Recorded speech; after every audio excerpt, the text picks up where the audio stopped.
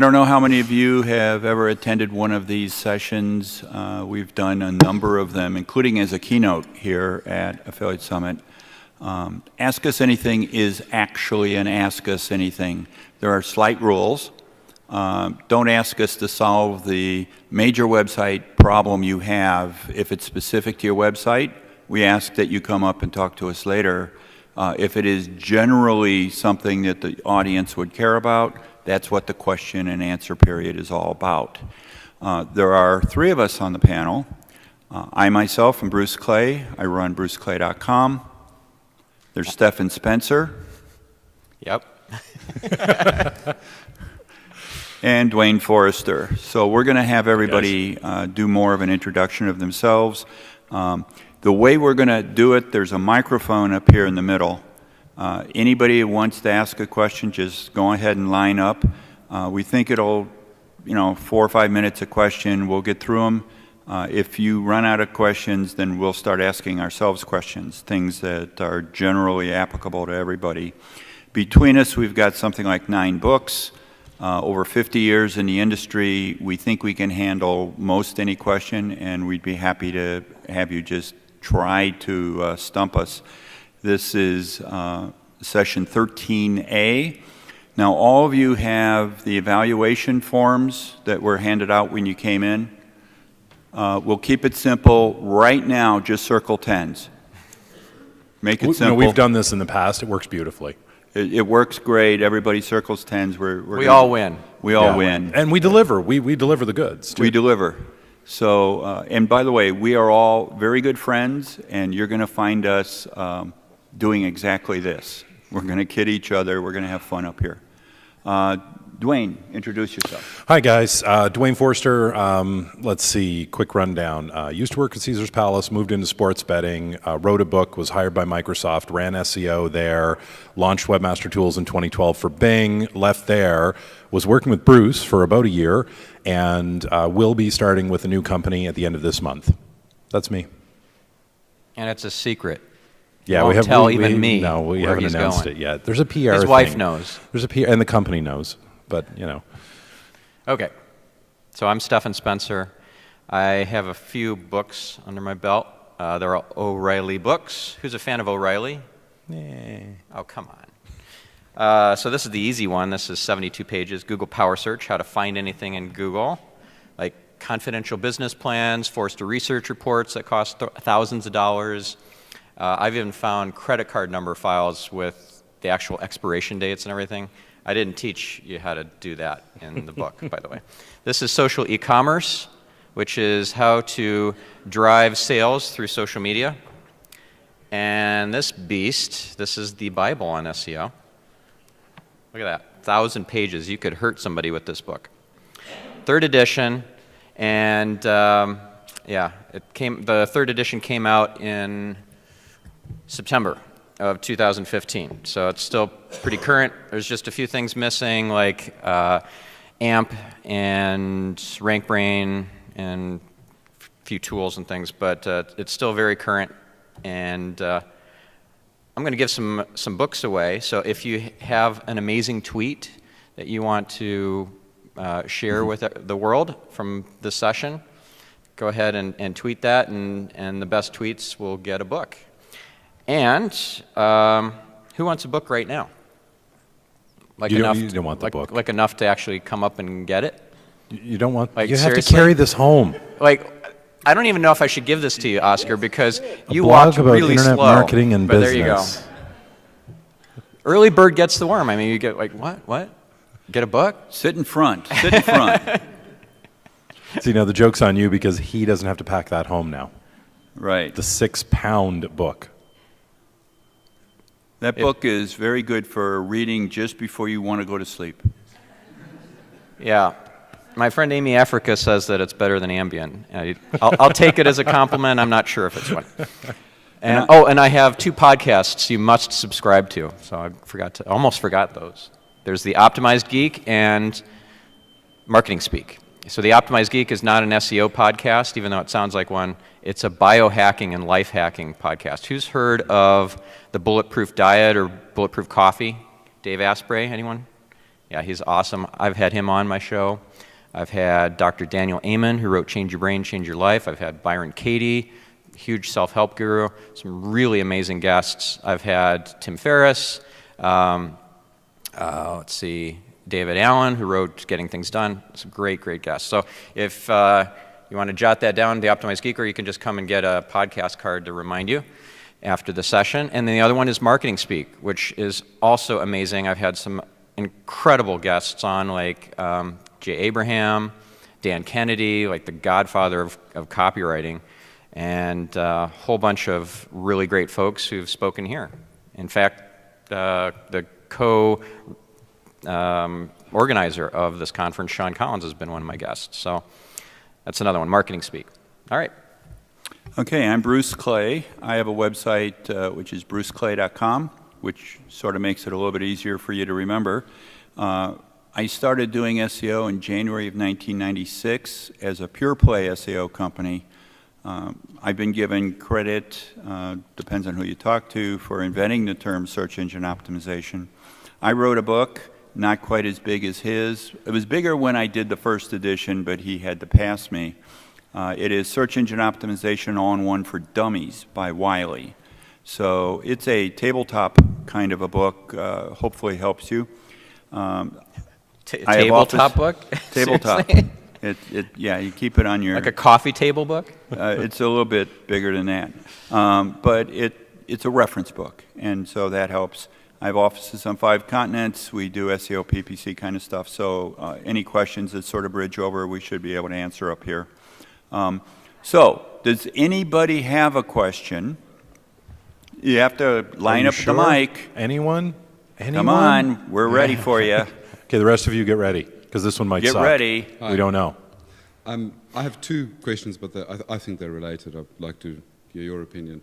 With Penguin 4, we obviously saw the granular devaluation of links, so the change in the Penguin algorithm.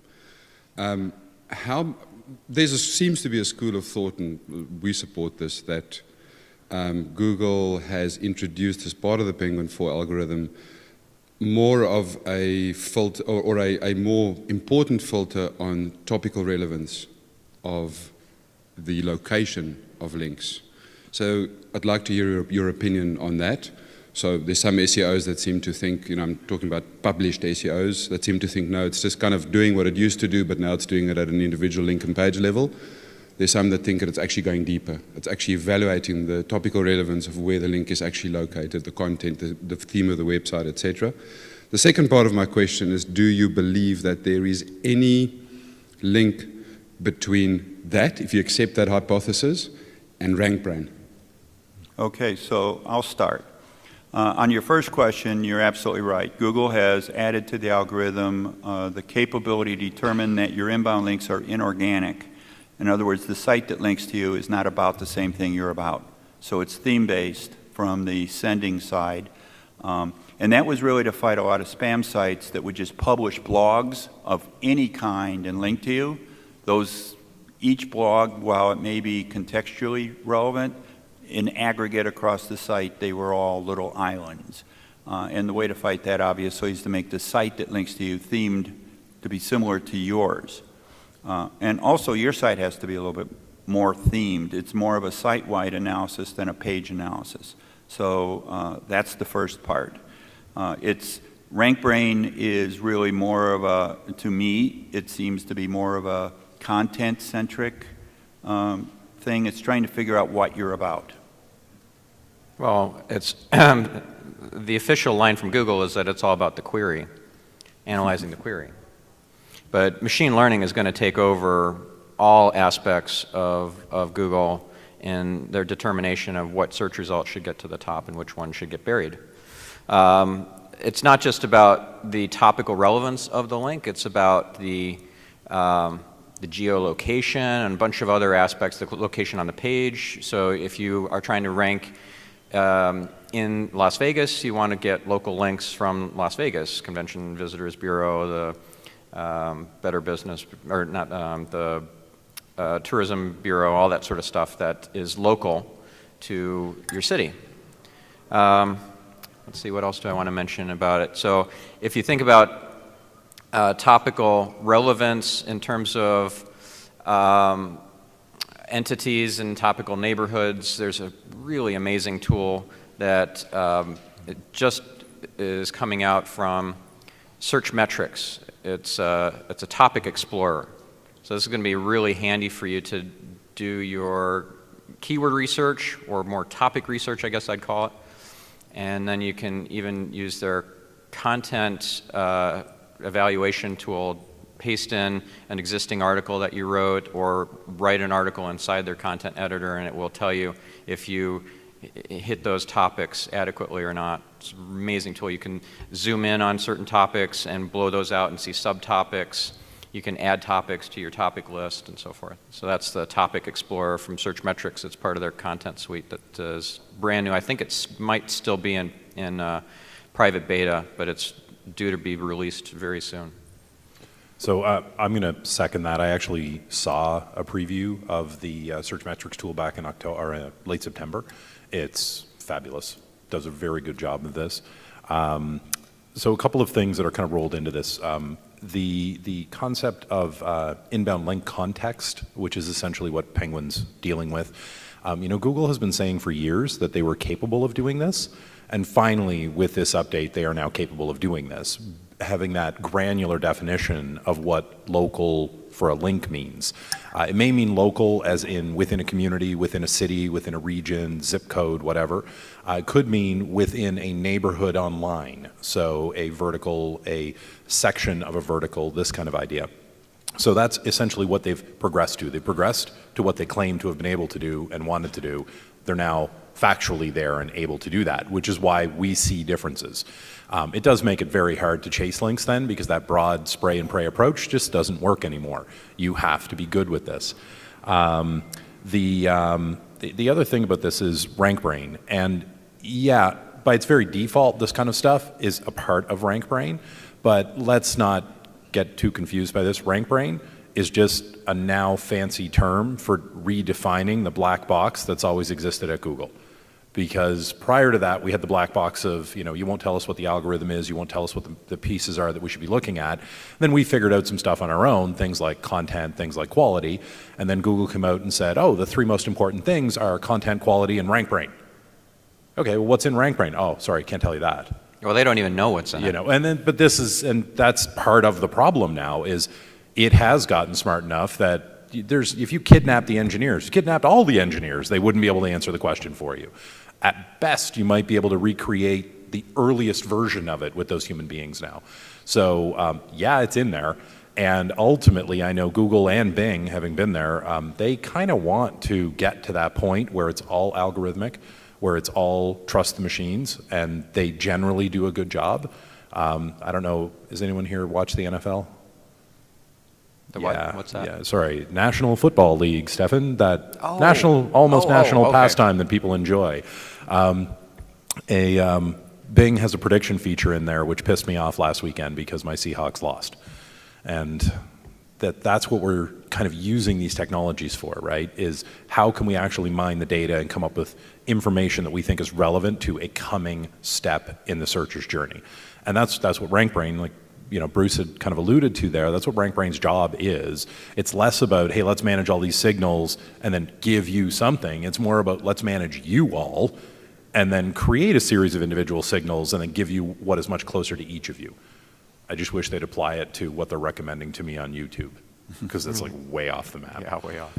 Okay, another question. Well, just one quick thing I want to mention too. It just occurred to me that I could get you guys hooked up with I'm not promising anything, but if you want beta access to the Topic Explorer from Search Metrics. Promise it.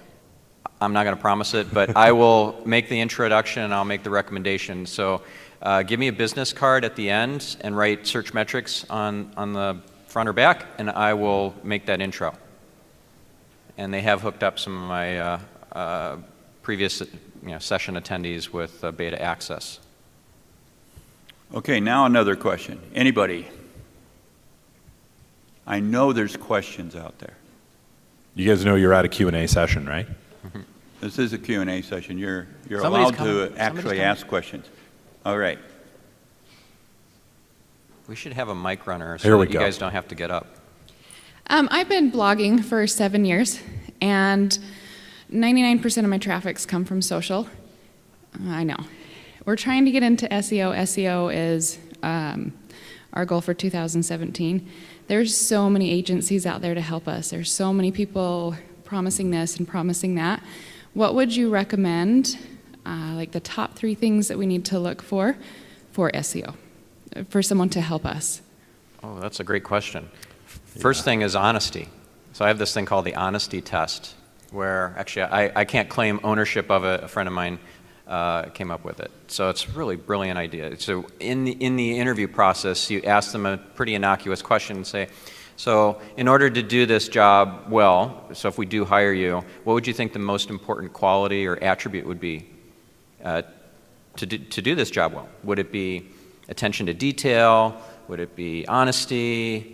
Would it be creativity, technical acumen, dedication, perseverance? What would it be? Okay. And you just let them answer the question, and the only right answer is honesty. Because if they're not honest, if that's not their number one priority, or that's just not baked into their character, you're going to get screwed. And there's so many charlatans out there. It's really, really tough. Another thing that you can do to weed out the charlatans and posers is to go to my website and download, go to stephenspencer.com and download a free white paper called the SEO BS Detector. Okay? So there's a handful of questions in there that seem really innocuous, and you work them into the interview process, and this will catch them out. They won't know that it's a trick question, essentially, because you're not an SEO expert. So when you ask a question like, what's the process for optimizing meta keywords? Now, this is a trick question because the only right answer is meta keywords never counted in Google. They've always been a waste of time if you care about Google. They've never counted. Now, if they say, well, they don't count as much as they used to, there's the door, because that's not the right answer. They need to know that they never counted in Google. And that's on the record on Google Webmaster Central's blog back in like 2009.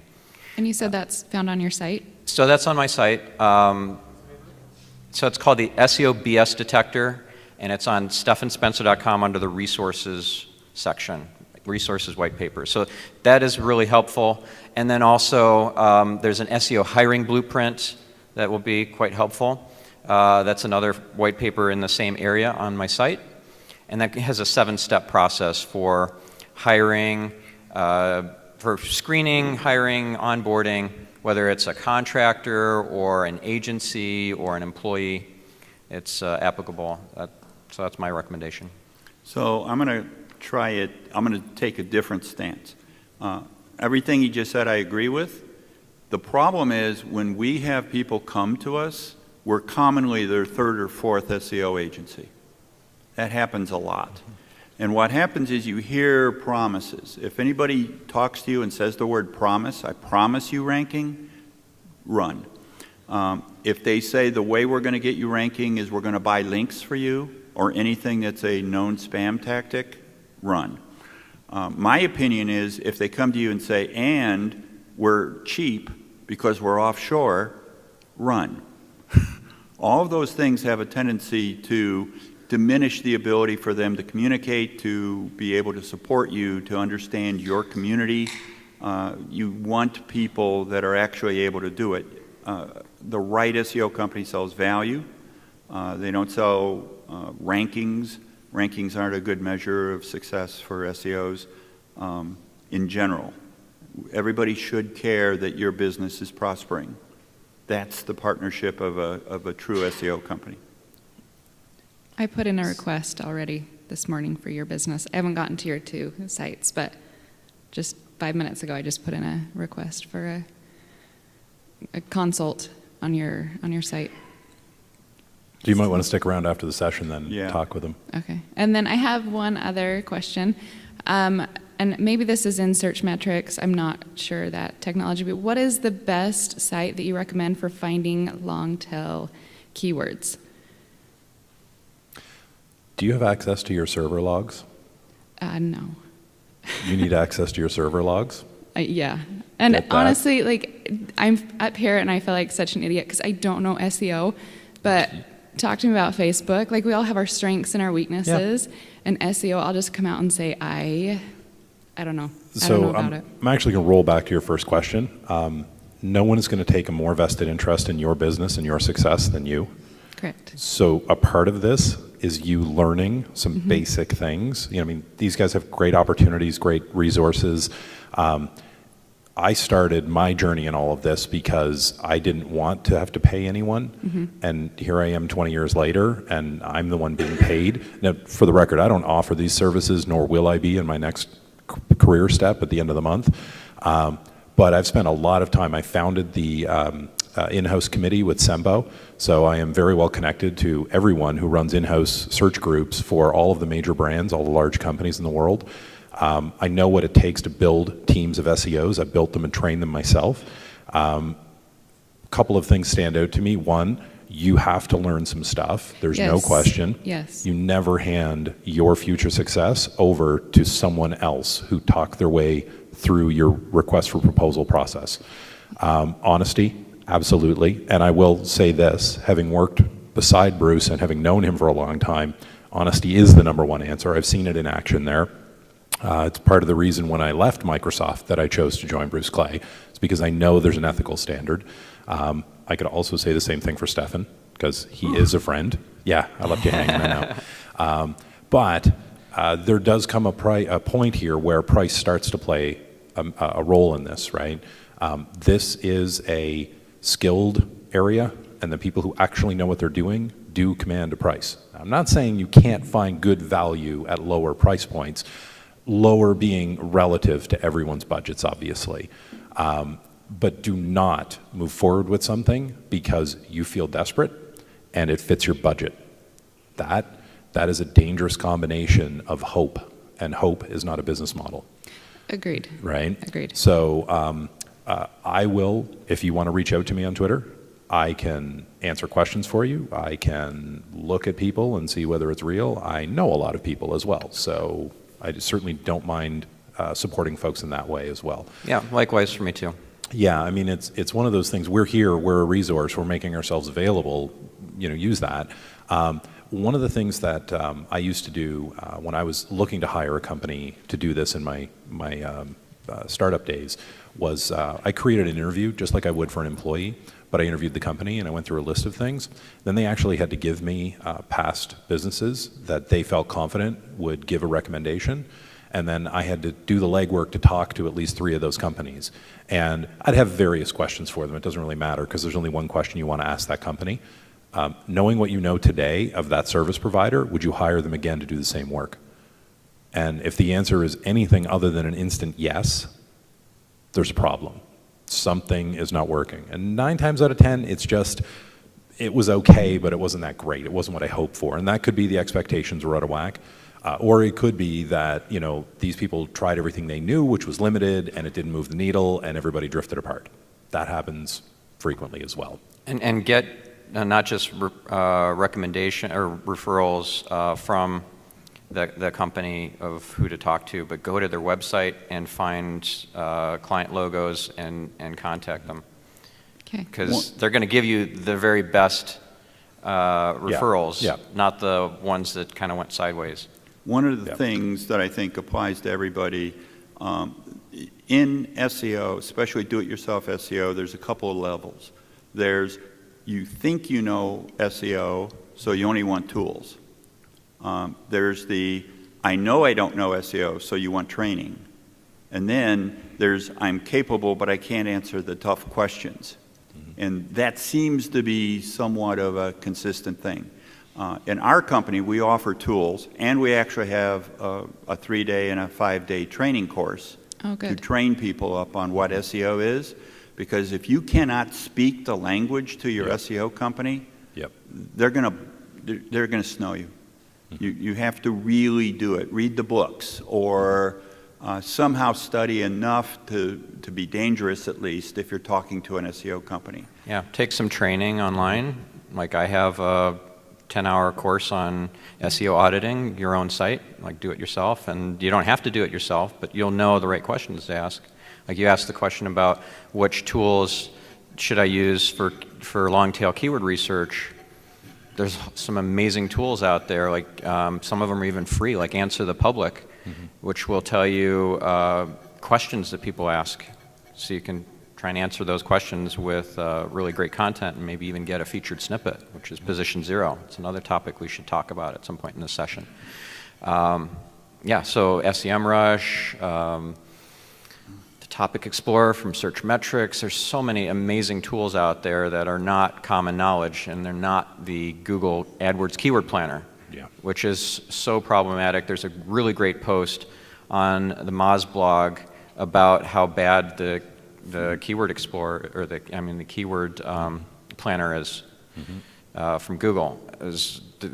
Like, for example, there are buckets, and you won't get an actual number. You'll get a number that you think is a real number, but it's a bucket number. So it's a 200 and whatever, 16,000 or something, and the next bucket up is like 241,000. So it's either that number or the next number. There's no in between. And it's like, wow, how can you have something so imprecise? And that's just, I'm just scratching the surface of the problems. And if you're not spending money with AdWords, you're not even getting numbers. You're getting massive ranges, like between 100,000 and 1 million. It's like, that's useless. It's a useless tool. So, in fact, I've got a free webinar on advanced keyword research. There's a sign-up page on my site on Stephan Spencer. So you at least watch that. It's like an hour of training on some of these tools. Okay, sounds good. One final comment, and I think this applies to everybody. How many of you have phones, right? How many of you are really doing voice search? Anybody? Like focusing on it as something that you're building your business toward. You need to understand that a year from now, 2 at the outside, the keywords you're picking today is not a keyword somebody would say. You have to anticipate that they're going to say what is, or how do I, or you're going to have to start looking at whether or not your website actually ranks for questions. And that is a big part of keyword research. So I just thought I'd throw it in as a final thought. So I'm actually going to add a final thought. I'm going to sit down. No, I got one too. I'm going to sit down so I can take notes. No, that's cool. Thank you.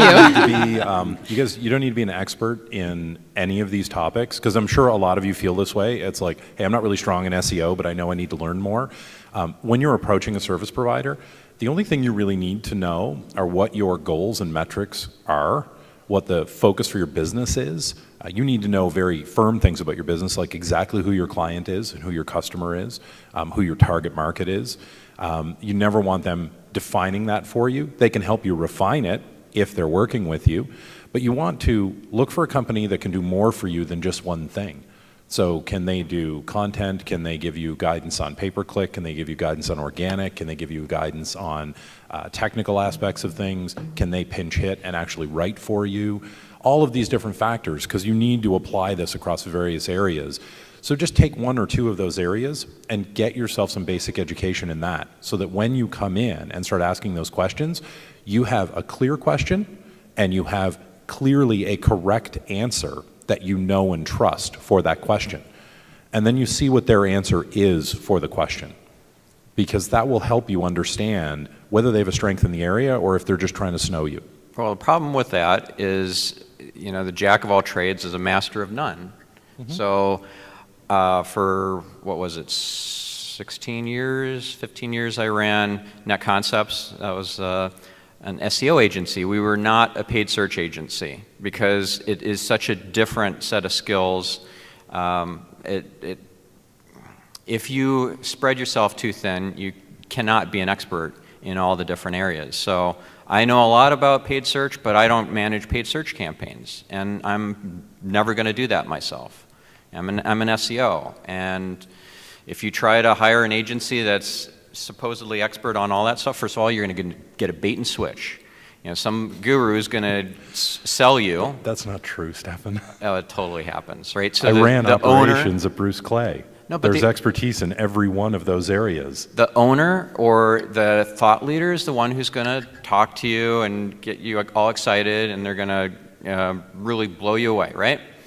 And then who's going to write the SEO audit? Who's going to do the link building strategy? Who's going to do the keyword strategy? Not he or she, it's going to be the team. You're going to be assigned an account manager. You're going to be assigned an analyst and a consultant. And it's not going to be the thought leader that sold you. It's just, that's not the way it works. I ran an agency for 15 years. We were in 3 different countries. It's just, you cannot scale the thought leader across dozens of clients. It's not possible. So, I mean, I've got a different model now where I only work directly with the client. I'm the one who's presenting the audit and presenting and who's like gone in there and done the work.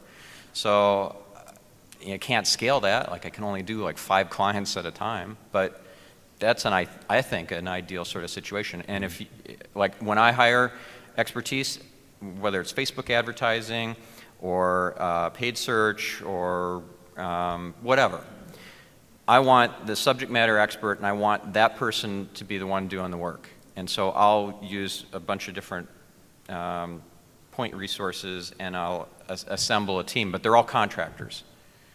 So that's my 2 cents, and I know that's very different from agency world. But it's still valid. Yeah, thank you. No. Okay, we have another candidate. Do you find any negatives using shopping cart solutions like Shopify, BigCommerce, when it comes to SEO? And a second question, normally when working on SEO, we're always looking at Google, and with Alexa, and Siri using Bing, I believe. How do we optimize our sites for Bing, and what do you see as the importance for that? I'm going to get on this one first. I had a hunch. Yeah. So, as the former public speaking person for Bing, let me just clarify one point for you. There's no work that you will do that's different for Bing or Google. Okay? The big buckets of what you have to focus on are the same. I will say that Bing, due to the fact that it has a smaller index than Google, is definitely more focused on quality of the site, the answer, these kinds of things. Cortana, in fact, from Microsoft does power Alexa and Siri, those kinds of ideas. And this is where Bruce's point of voice search becomes very important. I don't know if anybody watched what happened over the holidays with Alexa and the explosion in sales, and they are by far the market leader in that in-home hardware space. It was very interesting to see the news media talking about the uphill battle that Google has with their home device. It's apparently a good device, but Alexa's way out in front right now. That is becoming a very prevalent thing, and people just ask out loud. This is a very first world problem to solve for because, is it too much to ask that we press and hold a button on our phone to be able to speak to it? Apparently, because we all have to move past that now and just speak out loud to the device. The really cool thing about it is that it allows for the consumer to get exactly what they want. The really, I'd say, nebulous part of it is the consumer actually getting what they want? I mean, the choice is gone. It's one thing that they're being told. It's a very refined answer, which is where, things get really complicated because you have to be able to mark up your content. You have to be able to use schema and play in that space, very technical space, in order to be seen to be that one answer that gets included. I've always been a fan of focusing on the consumer, and that is the message that Bing and long way around Google actually says, is you focus on that consumer, you focus on their journey and where you're at in their journey. And I think Stefan mentioned this earlier, this idea of being able to understand what you have and where it fits into that customer's journey. When you know that, now you can predict where else they're going to show up, and then you can position yourself there as well. And that is a winning formula. It's a little pedantic and it's a little non-sexy. It takes away a lot of guesswork, but it's much more successful. To answer your question about shopping carts, most of today's shopping carts have facilities for SEO. Many of them you can implement incorrectly. Faceted search will kill you because you'll end up with 200 pages of the same content indexed if you aren't careful. So there are things to be careful of at a SEO level when you're implementing some shopping carts, but in general, most of the shopping carts aren't that hard to deal with from an SEO point of view. There's a big difference between search engine friendly and search engine optimized. So if you get a shopping cart that is search engine friendly, you are not search engine optimized. Right. And all the configuration settings and so forth, and all the different extra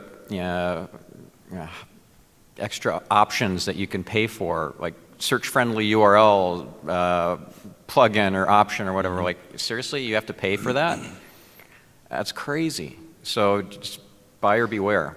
And also do your homework to make sure that you're going to get search engine optimized or optimal.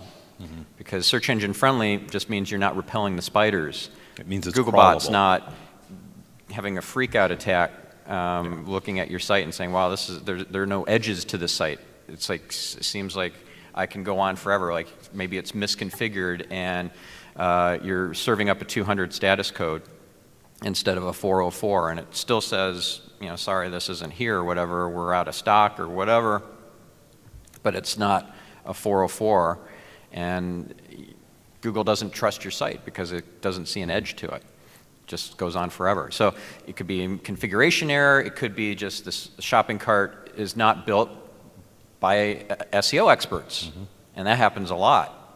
Actually, my previous company, Net Concepts, we developed our own shopping cart software called Gravity Market. We sold it to another company, but there weren't very good options at the time. We needed to build something with SEO built in from the ground up, because if you end up with some sort of solution that is not optimized, and after the fact you hire an SEO and they're like, oh, wow, this is a train wreck. They got this wrong and this wrong and this wrong. Think of it like this. You're buying, or you're building a house, and you didn't know to ask the builders to wire it with electrical, and now there's no wiring. The house is almost finished, and you're like, how do I turn on the lights? Oh, you didn't specify that. That's going to be expensive because we got to tear out the drywall, then we got to patch up the drywall. That happens all the time to websites. Well, what about this aspect? What about the structured data markup? What about the automated generation of XML sitemaps? What about, they're like, you didn't specify those things. That's going to be expensive because now we have to retrofit and all. Oh boy, not good. So that's one thing. Another thing, I'm going to rain on your Bing parade. Guess what the #2 search engine is? Hint, it's not Bing. YouTube. Yep. So if you don't have a channel, you don't have videos, you haven't optimized your videos, you haven't done your keyword research in YouTube. Do you know how to do keyword research for YouTube? Anyone? Anyone? Anyone? Neither does he. I need an answer, quick. No. Google Trends. There you go. It's free. It's a free tool, and it gives you data specific to YouTube searches. So under web search, there is a pull-down list, or a select list, or whatever. So web search is one, image search, and there's YouTube.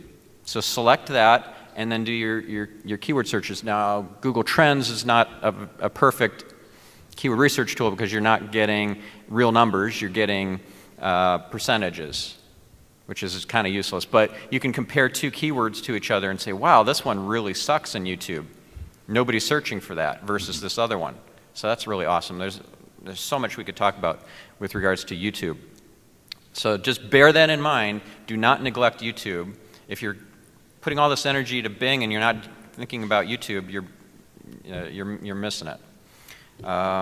Okay, why don't we see? Any other questions? Oh, and while he's walking up, here's a super ninja trick for Alexa, for the Echo. Anyone sell anything on Amazon? They have any products they're selling on Amazon? You will massively increase what looks like the desire for your product by having a few of your friends who have Echoes to buy the product through an Alexa voice command. That's genius. Because if people are actually buying your product with Alexa, trust me, that's going to look really awesome. I have two questions. One is Google has said that user experience matters a lot, engagement, but they've also said we don't directly use your analytics data.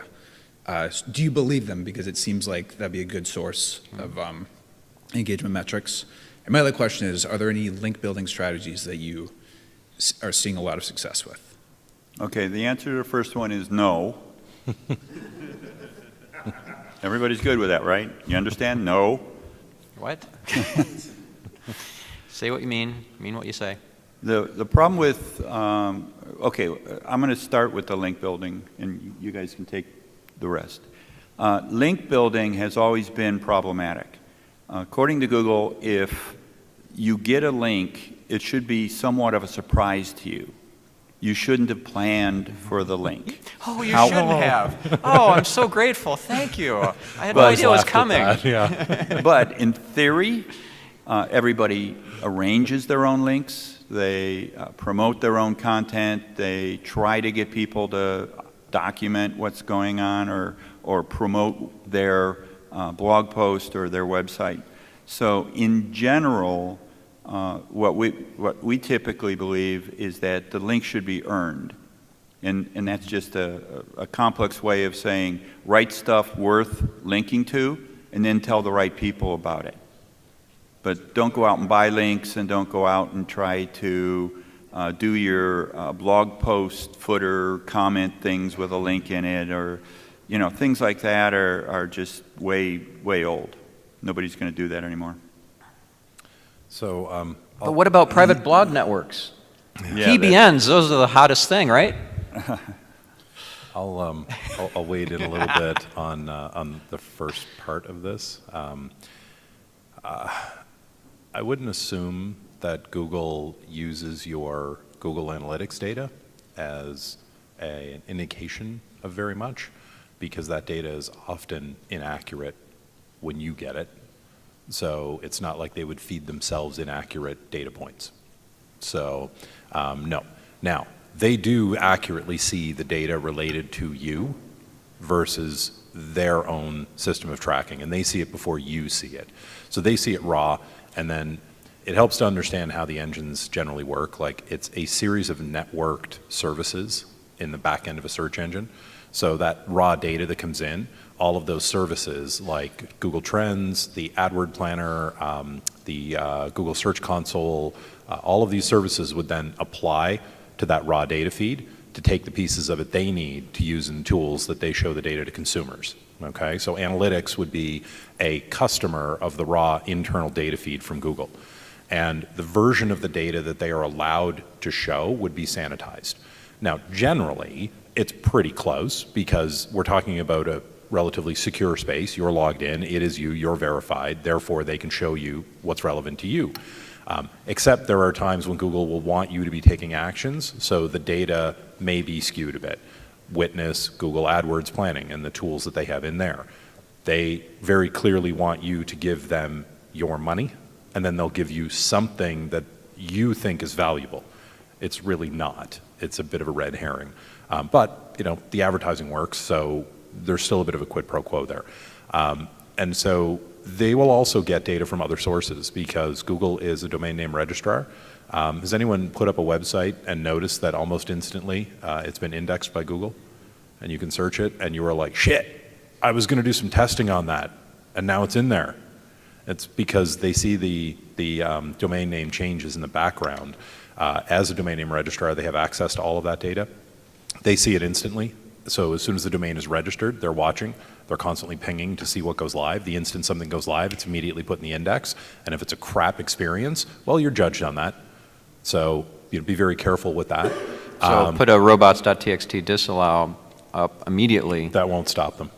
Right, so let me just clarify something here. So if Googlebot never spidered your site, then a robots.txt disallow will stop them from spidering, and the pages will not get indexed. But if Google has gotten in there already, then you have to use not a disallow, but a no index. So this is a crucial nuance, but it's one that developers and all the time. System admins get it wrong. So they'll use a disallow as a way to stop the pages from showing up in the Google search results, and it doesn't cause that to happen. It stops Googlebot from visiting and updating the content, and you'll end up with these horrible search listings that say something to the effect of no information is known about this result because of the robots.txt disallow directive or something. And don't do that. So you remove the disallow from your robots.txt, and then you add a meta robots no index HTML to the tag in the HTML, so that Googlebot can discover that, and Bingbot, and obey that and drop that from the index. No index means no index. It's not showing up in the search results. Whereas disallow says Googlebot, don't visit here. Yeah, and it's a very subtle difference. It's a bit arcane. We're search geeks. To us, that's like a black and white moment. It's like asking a programmer, hey, can you put a redirect in place? And they just tend to default to a 302 redirect, which is temporary, tells the engine, hey, something was here, it's been moved temporarily, it'll come back shortly, keep this in your index and wait for it. But that said, that 302s actually are more beneficial nowadays than 301s from an SEO perspective, for counterintuitively. Years, Bing they would hit the 302 5 times, and after that, if you were still 302, they assumed you meant 301 and made a mistake, and then started passing value. Google has now stated that they pass value through the 302 as well. So, that one's kind of matured to the point where it's been solved for everyone, but you kind of don't want to wait for that because that takes years. But the 302 actually passes context for a longer time period than the 301 now. So the anchor text that was used that has some really great keywords in it that you want to rank for, that tends to continue getting passed with a 302 versus a 301 that drops off very quickly within just several months. So according to the research done at Link Research Tools, very large data set, very credible study, a 302 is actually more beneficial than a 301 for an SEO, from an SEO standpoint. Just to clarify, don't go out, if you need to do redirects, don't go out and purposely build 302 redirects for these things. Oh, I don't know about that. No. Because I just had a client who switched from their 301s to 302s, and they got a really nice lift. And they picked that back up. Wow. Okay. Yep. Yeah. So. The difference between the no index and the disallow, when to use each one on a new site versus I would say always use the no index. If you don't want the pages to show up in the search result, just use the no index. Disallow will work only if Google has never spidered the site yet. So safest thing is never use disallows, always use no index. Because if you don't want the search engine to put it in the index, if you use a no index directive in your robots.txt, that only works with Googlebot and does not work with Bingbot. So do this as a meta tag. So let me just, one more thing to answer that specifically. If you're developing a new website, create the robots.txt before you create the website. You can use this disallow then because you don't have anything being spidered. What we're discussing is if I want to stop a new section of my website, the disallow becomes a little bit more difficult. In either case, we've seen people build a website with disallow, move it to production without removing the disallow, and lose their production rankings. So you have to remember in any case that if you're going to now want it indexed, you either remove the meta no index or you remove the disallow or both. There's no downside though to always just using the no index and just not doing a disallow. But you're not going to get your desired result if you're using both. It's one or the other. So if you disallow, then you cannot, you don't let Googlebot in to see that there's a meta tag because it doesn't visit the page anymore. So that's a common mistake. So a couple quick things about the previous question. So does Google use your data against you? Absolutely. Absolutely. So quick example, Google Search Console, you're doing some sketchy stuff with one site, and they connect up your whole network of sites and they all get penalized. That happens. How did they find it? Because you claimed all those sites in the same Google Search Console account. That was a really bad idea. And, that example could be even more innocuous. Like You could just have 3 or 4 related websites that are fine, and then for some reason half of them start dropping off. Consumers just aren't engaging with them. Google's now paying more attention at all of your websites to see if that pattern's going to pan out, because they have to be ready to flip a competitor into that spot to satisfy searchers' needs. So yeah, they can and use that. And Google gets data from a ton of different sources beyond itself that help it understand the real traffic coming to your website compared to any other website on the net. Okay, question here. Yeah, I got one question in 27 parts. How many? Just kidding. I did ask him to heckle before the session started. Right. All right, as AI becomes more and more personal in delivering search results, how much do you feel confirmation bias will be a problem in search results, and that people won't get results that are anything relatively new for them? And if you think that's a problem, what do SEOs do about that? Give me an example of how you see it going wrong. Yeah. I mean, I think the way I'm looking at this is, we're looking at Google just doing everything so personal that you're only going to get results for things that you're intimately familiar with or very, very closely related to that. And therefore, you're going to be missing results that fall outside of that spectrum. That happens now with the state of things. Yeah. That's been going on for a while. Yeah. Like I say it as it's a lag. So I go in and I do things, right? It's like, I'm buying new tires for my truck. And I purchase the tires. They're on their way to me. And for the next 3 weeks, all I see are tire ads chasing me around the internet. And Google is a similar scenario. And the AI has that same problem of, you were interested in this 5 minutes ago, 5 days ago. You may still be interested in that type of result now when you ask this query. The problem is, I've actually learned, and I have refined slightly with every piece of data I take in. I get smarter about what it is I'm actually looking for, but I'm the pointy end of that spear. And even AI can't keep up with that pointy end of the spear until it's seen all of the pointy ends of the spear. And then it says, well, these group together and are likes.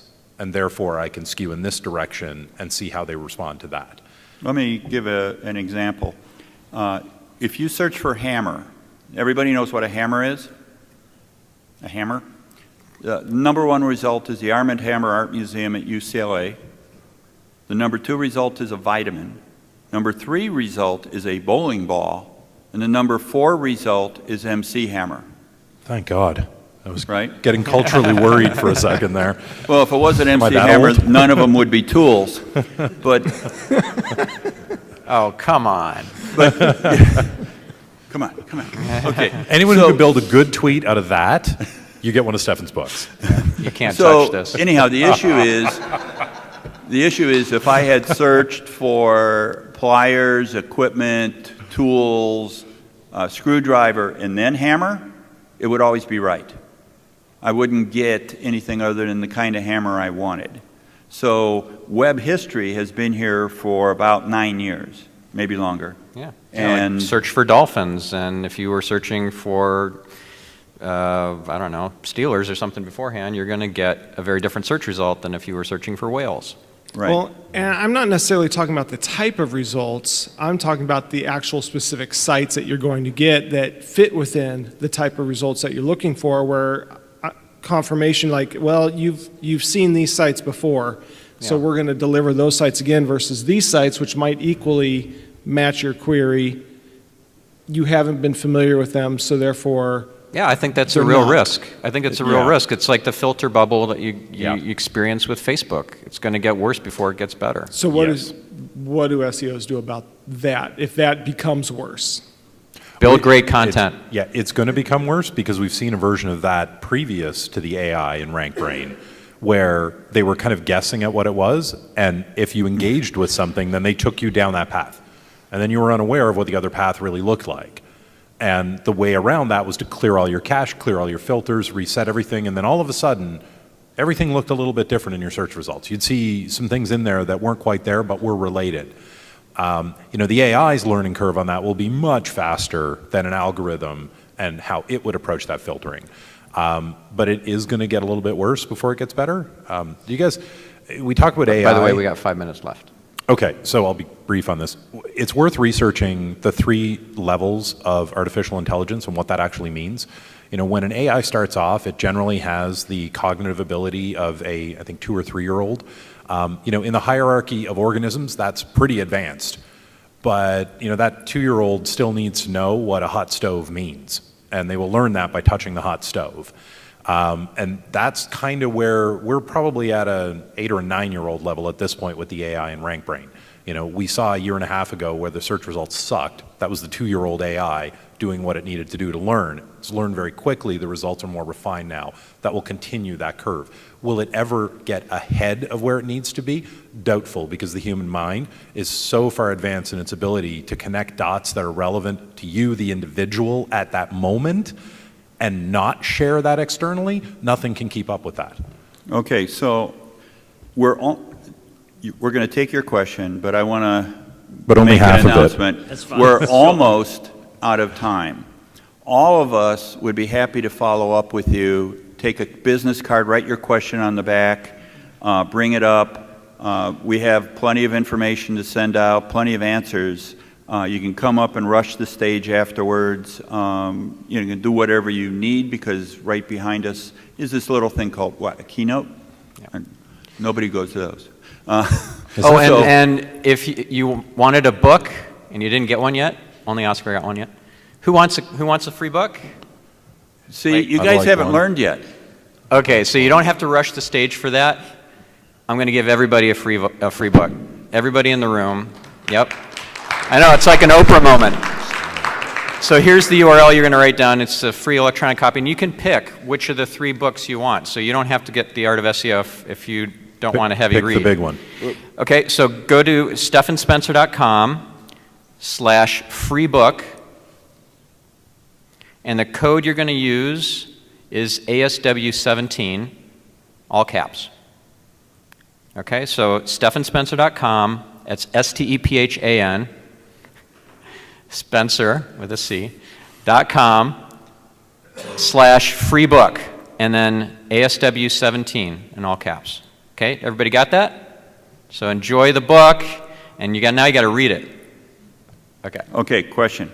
How's it going, guys? I'm with an agency. We've got a bunch of dating sites. One of the smaller sites caters to like the polyamorous community. In an attempt to, I suppose, make it more popular, we made like a glossary, which is like 130-ish polyamorous terms that weren't really defined well on the internet. So we defined them. We built the pages out with AMP. They've got like 600 to 800 words of good content, and we sort of like linked them all pretty well, I think.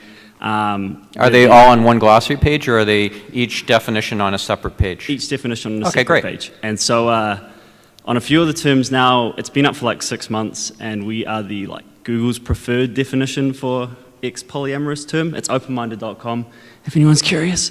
And we're wondering how we can accelerate the growth on the other pages that might be tracking along slower. So you're talking about getting featured snippets? Is that what you're trying to do? Stuff like that. Pretty much like 5 of them are featured snippets at this point, but there's obviously like 125, which are... Yeah. Right. So a few, really fast lightning around here.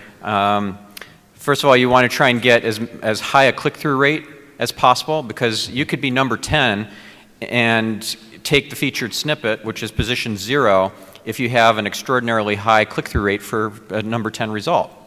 So really work to have an incredible title and meta description, so you have a really nice snippet that's very compelling, gets lots of clicks, and then deliver massive value once you're there. Not just a definition, but really be helpful. So that's one thing. Also, you can look at the competitors who are like your top competitors. Use a tool like SEMrush, and you can see all the organic keywords that they're ranking for, and set the filter to just featured snippets. So display only the featured snippets of your competitor, and then target those featured snippets. Go after, so the ideal thing is not to try and go after featured snippets with a paragraph snippet, but to have a better type of snippet, because paragraph snippets are really weak. If there is a paragraph snippet currently, it could get overtaken by an ordered list or an unordered list or a table or whatever. So if it makes more sense, if it's a better answer to the user's query to have it done as a table or as an ordered list or something, then create it with that and use the OL tags if, for a numbered list, or a bullet list would be UL tags and LI tags in the HTML. And let's see, what else do I want to say about featured snippets? Well, why don't I do this? It is time. Remember how we started? Everybody circle 10s? Just wanted to make sure you didn't forget that part. We like coming back and doing this, and that kind of helps them want us back. The panel has... and be sure and write in there Oprah moment. Yeah, Oprah moment. As I said earlier, if you have cards and more questions, write the question on the back. We give away things. I need cards, but I give away things. Stefan gives away things. Dwayne just talks you to death. And I don't cost anything, though. He'll answer anything you want to ask. Inexpensive. So come on up, rush the stage. We want to thank you for attending our session. Yeah, thank you. Thanks, guys.